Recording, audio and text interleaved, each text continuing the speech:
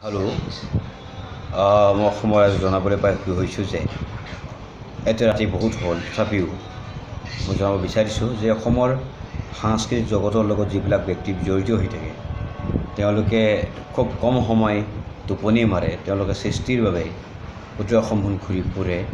তেওঁলোকৰ এনেকুৱা উদাহৰণ বহুতো আছে। মই এইকাৰণে আহিছোঁ 17 অক্টোবৰ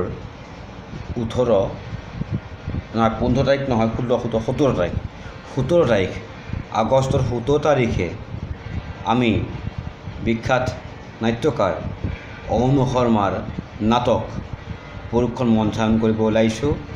গতিকে আপোনালোকে প্ৰত্যেকে সেইদিনাখন সন্ধিয়া 6 বজাত প্ৰেক্ষাগৃহত উপস্থিত হ'ব বুলি মই কামনা কৰিছোঁ।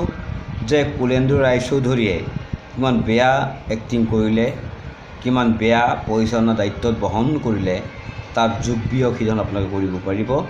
গতিকে মই ভাবোঁ 17 আগষ্টত আপোনালোকে নাটক চাবলৈ আহিব গুৱাহাটী জিলা পুথিভঁৰাল সন্ধিয়া 6 বজাত।